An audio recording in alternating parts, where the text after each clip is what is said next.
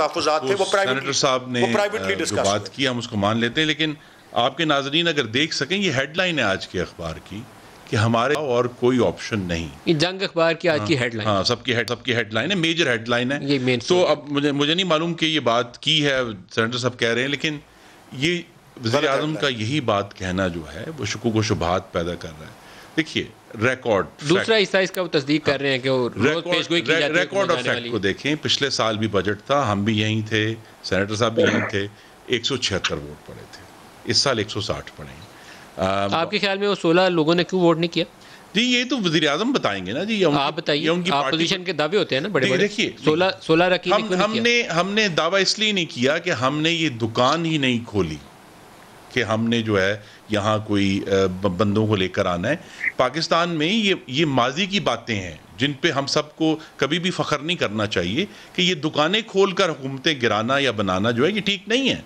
तो हमने जब दुकान ही नहीं खोली तो फिर ठीक है गवर्नमेंट के पास, लेकिन उनको पैनिक क्रिएट हुआ, एक सरासीम की नज़र आई। वज़ीर आज़म ने खाना दिया जो पहले शायद बहुत सारे अरकान को मिले भी नहीं थे, जिनको जानते भी नहीं थे, उनकी बिल आकर उनके साथ तारुफ हो गया। दूसरा ये है जिसकी मैंने कैटास्ट्रोफी की बात की है, देखिए इन सब अरकान असेंबली जब भी अपने हल्कों में जाते हैं, मेरी तरह जिस तरह मैं गुजरांवाला जाता हूँ, वहाँ आपका तर्जमा ठीक कराएंगे आज इन्हदाम का और कैटास्ट्रोफी का। वहाँ इशू ये है कि आटे का थैला 20 किलो का 830 से 1050 का हो गया। वहाँ क्राइसिस ये है कि पेट्रोल इस हुकूमत ने सस्ता किया और पेट्रोल गायब हो गया।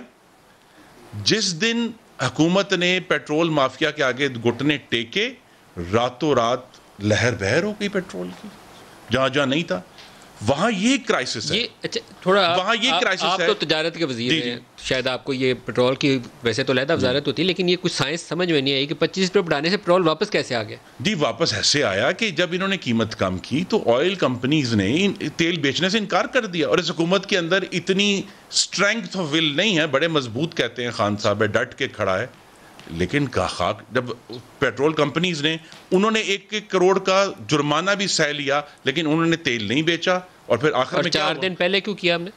सुने, पेट्रोल की कंपनी को एट वन एस्टिमेट 300 अरब रुपए का 2 दिन पहले फायदा हुआ रात को, जब 25 रुपए फी लीटर बढ़ाया गया। उनके तमाम स्टॉक्स की वैल्यू रातों रात बढ़ गई। जब 1 लीटर में 25 रुपए, तो उनके जितने भी स्टॉक्स थे जिसको हुकूमत कहती थी हम ढूंढ रहे हैं, तो इसका मतलब है हुकूमत माफिया ना सिर्फ कमजोर है, हुकूमत माफिया की सहूलत कार है। और ये पहली दफा नहीं हुआ। 300 अरब सारा उन कंपनीज को तो नहीं गया होगा ना, ज्यादा हिस्सा 51 रुपए फी लीटर तो टैक्स है हुकूमत का, मार्जिन और कंपनीज का मार्जिन ऑयल मार्केटिंग और टैक्स मिला के। दिलचस्प बात यह है कि इससे पहले भी हुकूमत को टैक्स जो है वो 45 रुपए आ रहा था। हुकूमत को इतना टैक्स नहीं मिला उस 25 रुपए में से, फायदा उनको गया सारा। दूसरी बात ये कि ये कहना कि जी 4 दिन पहले क्यों किया, ये भी सरासीम किया, क्योंकि हुकूमत रेवेन्यू इकट्ठा करने में नाकाम है।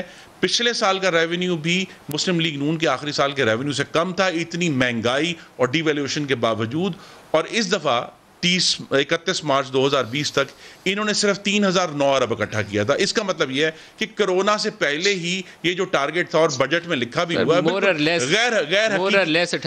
गैर हकीकी नंबर्स हैं। और ये बिल्कुल एक बात जो एक बात मुझे कहनी, देखिए आवाम का ये ख्याल था, जो दावे थे कि इमरान खान साहब चोर पकड़ने आए, लेकिन आटे में, चीनी में, पेट्रोल में, दवाइयों में ये साबित हो गया कि चोर इनको पकड़ के लाए थे।